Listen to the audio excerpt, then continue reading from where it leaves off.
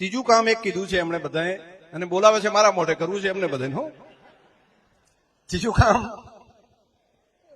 એમણે કીધું છે કે લગ્ન માટેની જો તિથિઓ બે થઈ જાય, કે 2 તારીખે આપણે લગ્ન બધાય કરવું, તો બધા દોડાદોડી અહીંથી અહીં બધા જતા હોય છે, અને બધા દોડાદોડી ખૂબ કરતા હોય છે, અને લગ્નમાં જાય છે પાછા એને મેં તો ચેક કર્યું છે એ 300-400 જણા હોય, અને 300-400 જણા આના ઘરે નાના ઘરે બધા આપણે એ જ આટા મારતા હોય, આના ત્યાં 400 જણા ના ત્યાં 400 જણા, તો એ જ ફર્યા કરતા હોય છે. બીજા તો બિચારા ઘરે બેઠા હોય સાહેબ, તો એમને કઈ ઉપાધિઓ હતી. તો પછી લગ્ન પ્રસંગે મને લાગે અને એ શરીર પાસે બગડી જાય, પછી વધારે શીરો ખાખા કરે તો શું થાય એકને એક માણસ, તો પછી એટેક ને બાકી ડાયાબિટીસ ને આવું બધું થાય, એટલે એમાં ફાયદો પાછું ના થાય. એમને ગાડીના ડીઝલના ખર્ચા વધે અને ઘરનું કામે ના કરી શકે આગેવાન હોય તો એ પણ બધા કંટાળેલા જ હોય છે કે હવે આપણે આમાંથી છુટકારો થાય તો સારું, એવું જ હશે ને બધાને. તો બધાની જો આવી કંઈક વ્યવસ્થા એક થાય કે તારીખ નક્કી કરીને 1 કે 2 જગ્યા, 1 કે 2 દિવસ તમે એક શિયાળામાં ને એક ઉનાળામાં એવો જો 2 સિઝન નક્કી થાય, 2 દિવસ નક્કી થાય, બધા લગ્ન બધાના સામૂહિક રીતે લગ્ન તે દિવસે મુહૂર્ત જોડાઈ દે અને બધાના લગ્ન કરે, ભલે પોતાના કરે તો એની વ્યવસ્થા ત્યાં થાય. અને 1 દિવસ સમૂહ લગ્ન માટેનું રાખવું, એમાંથી ચલો કોઈ બાકી રહી ગયા હોય તો સમૂહ લગ્ન, એક શિયાળામાં, એક ઉનાળામાં અને એક સમૂહ લગ્ન, તો આવા 3 એમ ને. આ તો આવું કરી શકાય, વાત સાચી છે. તો આ વાતે આમ ઠીક લાગે છે બધાને? ઠીક લાગતી હોય તો તમે હાથ ઊંચા કરો, ધ્યાનમાં આવે બધાને. તો આમાં પાછળ જરા કહું, જરા પાછળ જમનિયાને ગમ્યું બધાને? તો હાથ ઊંચા કરો જમનિયાઓ. હા, તો બરાબર. બહેનોમાં આ બરાબર છે તો હાથ ઊંચા કરો. બરાબર. તો આમ તો મોટા ભાગે તમારો વિષય છે એ જ એમનો મનની વાત છે. તો આ કામને પણ તમે ભેગા બેસીને જો નક્કી કરો તો આ સર્વસંમતિ થઈ જાય, અને આવા 2 નિર્ણય જો મોટા થાય તો આ કામ બધાને ગમે છે. અને આ શરૂઆત તમે કરશો તો સમાજના, રાજ્યભરનો આજનો સમાજ આ કામ કરવા તૈયાર છે. બધાના મનમાં પડ્યું છે, પણ શરૂઆત કોણ કરે?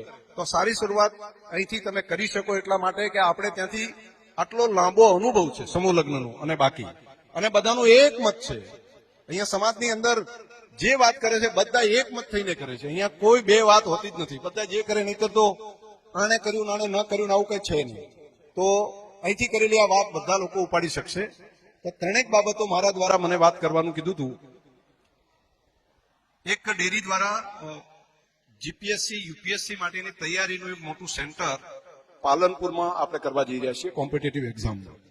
તો જેને ત્યાં ગાંધીનગરમાં એની હોસ્ટેલ સહિતની વ્યવસ્થા કરીએ છીએ, અને સારા ટ્યુટર પણ ત્યાં લાવીએ છીએ. તો એમાં પણ જે તેજસ્વી દીકરા દીકરીઓ હોય ને જેને કંઈક કરી શકે એમ છે, એની પરીક્ષા લઈને અહીંથી તમે એમાં ભાગ લઈને કરી શકો છો. એને રહેવાની વ્યવસ્થા અને એના ખર્ચની વ્યવસ્થા એ બધી ત્યાંથી ડેરી દ્વારા, ગલબાભાઈ ચેરિટેબલ ટ્રસ્ટ દ્વારા એક મોટું અભિયાન હાથ ઉપર લીધું છે આખું. તો એ કામને પણ આપણે એમાં પણ ઇન્વોલ્વ બધા થાવ.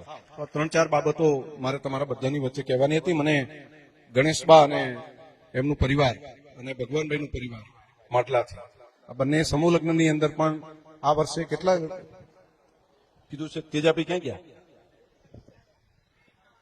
251 ને 2 અને 51 નું એમણે દાન આપવાનું આ નવા સમૂહ લગ્ન માટેની એમણે વાત કરી છે. તો એમને અભિનંદન. અને સાથે સાથે તેજાભાઈ તમે જ કહેજો. તો પછી મને કીધું તમે બોલજો એટલે બોલું છું. મને તો લાઈન તમે જે બોલાવો એ બોલું છું. 5,51,000 રૂપિયા ભગતભાઈ લખાપુરા. બહુ સરસ, બહુ સારું, અભિનંદન. 1,51,000 રૂપિયા ભગવાનભાઈ સક્તાભાઈ ચલવાડા એમના તરફથી. 51,000 રૂપિયા સ્વર્ગસ્થ ભગવાનભાઈ ખેતાભાઈ હસ્તે રામજીભાઈ ખેતાભાઈ માટલા. અને 2,51,000 રૂપિયા ગણેશભાઈ અરજીભાઈ માટલા. અને 51,000 રૂપિયા ચેરમેન શ્રી અમથાભાઈ તરફથી. આ બધા સમૂહ લગ્ન માટે, સમૂહ લગ્ન માટેનું આ કામ છે. આવતા સમૂહ લગ્ન માટેનું આ એડવાન્સ તૈયારી. અને હવે વાડી માટે આ બધા ભેગા થો ને તે દિવસે એનું આયોજન કરી નાખજો. તે દિવસે કમસે કમ 5 કરોડ રૂપિયા થઈ જવા પડે. આયોજન સારી પ્લાનિંગ બનાવે. સમાજની વાડી કરવાની છે, અને આટલી 30 વીઘાની સરસ મજાની વાડી થઈ જાય. અને મને કહેજો, હું હાજર રહીશ. અને જે કંઈ કરવું હશે બધું વ્યવસ્થા આપણે ભેગા મળીને સાથે રહીને કરશું. અને બધાય નાનું મોટું બધાનું દાન લેવાનું. નાનું તો નાનું, 1000 રૂપિયાનું દાન હોય તો બહુ મોટું કહેવાય. બધાનું લઈને એક સમાજની સરસ મજાની વાડી બધા ભેગા મળીને કરો. અને પ્લાનિંગ પણ 5 કરોડથી નાનું ના કરતા, એનાથી મોટું કરવાનું. તો બધું સારું થશે. સમાજમાં પૈસા થઈ જશે, તકલીફ નહીં પડે. બધા ભેગા મળીને કામ કરશું તો થઈ જશે કામ. તમે બધા દર વર્ષે મારી રાહ જોતા હો છો અને બેહો છો. લગ્ન પતી ગયા પછી કોઈ બેહે નહીં, અને છતાંય તમે બેસો છો ને મને ખબર પડે છે. નહીં તો બધાને ઘરે જવાનું હોય, બધાને નીકળી જવાનું હોય, છતાં પણ રાહ જોઈને જવાની આવો માતાઓ, બહેનો, વડીલો, બધા જે રાહ, તમારું પ્રેમ અને લાગણી છે. હું જ્યાં વિધાનસભામાં હોઉં કે બાકી કામ, તમારા બધા માટે, તમારા હિત માટે સતત કામ કરતો રહીશ. તમને બધાને હૃદયપૂર્વકની ખૂબ ખૂબ શુભકામનાઓ.